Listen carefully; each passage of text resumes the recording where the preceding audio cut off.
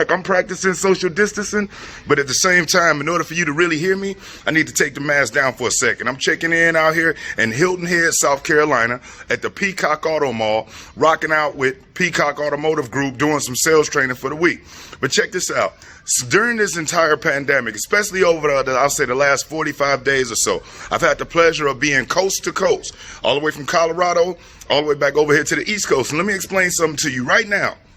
Closing percentages are up, gross profits are up, and here's the reason. Please understand something with me. If you're at a dealership right now and you're engaging with customers that are coming into your store, either it be on an appointment or off lot traffic, please understand this reality. That if this had been February or January and people were walking in, guess what? They might be out to lunch and just decide to stop over to check out on this ride, or they might be on their way home, or it might be a Saturday and they just out killing time and they just wanted to pop in, get some info and go home. But right now, during this quote unquote pandemic, while there's COVID-19 going all over the place, while people are wearing masks, anyone that comes out of their home to show up to your dealership under these conditions, knowing that they're going to enter a building that has between 30 and maybe 70 people in it at any given time, they're going to be engaging with someone who they may not know very well. They're going to be wearing masks and they're going to be in a certain environment. Anybody that's willing to do that and show up, guess what? They're not tire kicking. They're not playing. And so if they leave your store without buying, after coming there, spending an hour, 2 hours with you, instead of looking outward, you got to look inward. And here's why I say that. If somebody is willing to risk their potential livelihood, their health, their well-being, because they have interest in a vehicle that they could have did all the looking at it and got all the information off the internet, and you believe that this individual did not buy because of price, or you believe that this individual was not a serious buyer, then shame on us if that's how we feel, because it's untrue. Do you know right now that my dealerships, I'm only going off dealer clients and dealerships that I have, closing percentages are up by 30%. Gross profits are up by an average of $850. Why? Because the quantity may not be there anymore, but I tell you right now, the quality of the customers coming in is as high as it's ever been. This has never happened in the history of the world where we have a global pandemic shutdown like this. There's been pandemics, but never one on this scale. Okay? And so with people being bottled up in their house, more people are still working than not. So if you believe just because those in your neighborhood, those in your family, or a few at your dealership are struggling financially, everybody is not. The vast majority of the workforce, I believe it was over 80%, were still gainfully employed. And a lot of those who were unemployed were affected by the restaurants, or they were unemployable regardless. But at the end of the day, people still have the ability to buy. People still have the credit to be able to be approved. And people still have a need to get from point A to point B safely. And so one of the things that you can do is, A, focus solely on value. Is price an objection? No. But is price something that will always be on the table? Absolutely. Absolutely. But if you believe before these people came in, they didn't see what the price was, think about yourself. How many times today with the internet or the computers we all have in our phones in our pocket, the phones we have in our pocket, how many times somebody just goes someplace completely blindly without looking it up online? It's bullshit. They look it up. So they know what that price is. And so when they're coming in, they at least have an idea. And guess what? 9 times out of 10, you can even sweeten it for them if you needed to. So that's not the issue, but that's an ego way for a salesperson to not blame themselves for a mistake or a mishap causing this person to leave. It's easier to say, oh, the price was too high for him, when that's bullshit. At the end of the day, the price wasn't too high. It's just the value built in it was too low.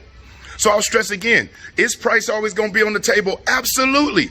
But remember something, when the experience that they have at your store with you, when I say the experience, meaning from the greeting, from the moment you welcome them and sit them down, are you acting like an interrogator, just getting vehicle information, or are you genuinely concerned about who this person is, getting to know them, and how you can help them solve a transportation problem?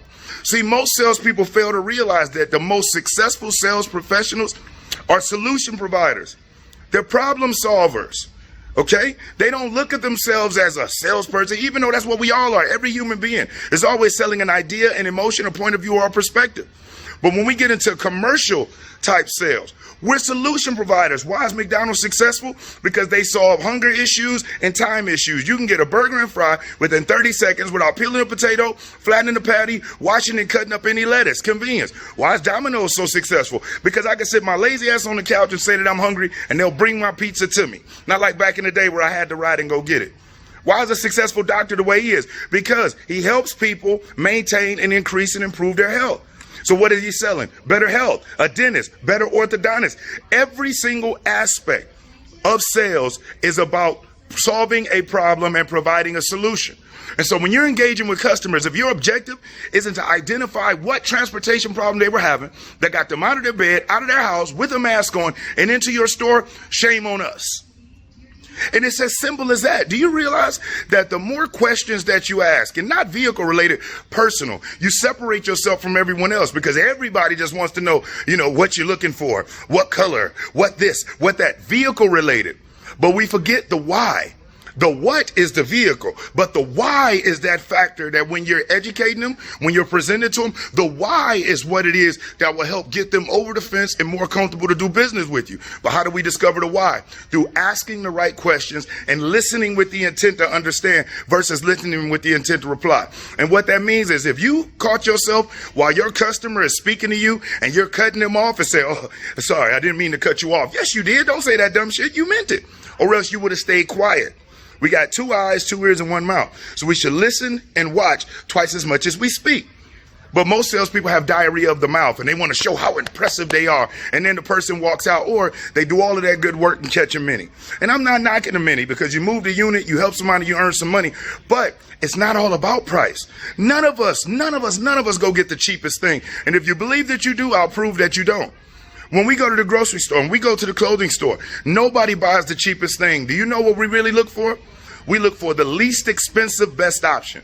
If you go to Walmart and you see the Honey Nut Cheerios, you got those. But then you see the Great Value. That's another option. It's less expensive. But then you got the bag of the knockoff Honey Nut Cheerios. Now, everybody knows Great Value, yeah, it may not be like the actual Honey Nut Cheerios, but it's damn close. But if you get that bag, that tastes like trash. Okay, so what do we get? We get the Great Value. But if we told somebody, yeah, I went and got the cheapest cereal I could find. No, you didn't, because you could have got the knockoff bag of the Honey Nut Cheerios, but you went with the Great Value. Why? Because it was the least expensive, best option.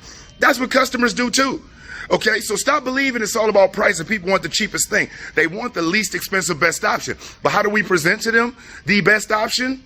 By finding out what type of needs, what type of problems they have. And once we identify them, making sure that any vehicle we show them, what those features, what owning it, what this price point, whatever it is, how it benefits them and how it helps them solve a problem, whether it be transportation-wise, economically, maybe it could just be self-esteem-wise, confidence, makes them feel good. Okay, but these things, they're simple ways for you to be able to capitalize in a big way. And I get it. Everybody wants to jump on YouTube, watch a couple of videos, and I appreciate it because I have thousands and thousands of subscribers. But understand something. You are unable to free your way to success, meaning watching YouTube videos is great, but if that was the key that would get you to the next level, think of how many 100,000-aires or millionaires we would have. It's free information, and sometimes free information is good, but great information is never free. But yet it's only for those who are willing to invest in themselves. Because if you're unwilling to invest in you, how the hell do you think anybody else is going to invest in you? Think of that. If you don't think you're worthy to invest $10, $15, $50, $100, $250 in yourself for your development and your progress, how the hell you expect a customer to invest $20, $30, $40,000 with you? Because within that information, that investment in that information for yourself lies the secret, lies the tools, lies the roadmap to make it easier for other people to want to invest in you. So make sure you make a decision. If you know you've been struggling, and I know it's tight, but imagine how tight it'll be 5 years from now if you don't do something today. So click that link in the description. Go on over. I want you to check out How to Dominate at the Dealership. It will take you instantly. When you download it, listening to audio 1 will take you where it will separate you from the rest in your dealership, let alone at the other stores. And it's hours and hours of more audio and video. It's easy, not a lot of reading, just listening and watching. So click that link, go on over and help me help you. Other than that, stay focused, build value, do the experience. And I'm Brian Maxwell, and I look forward to seeing you at the dealership.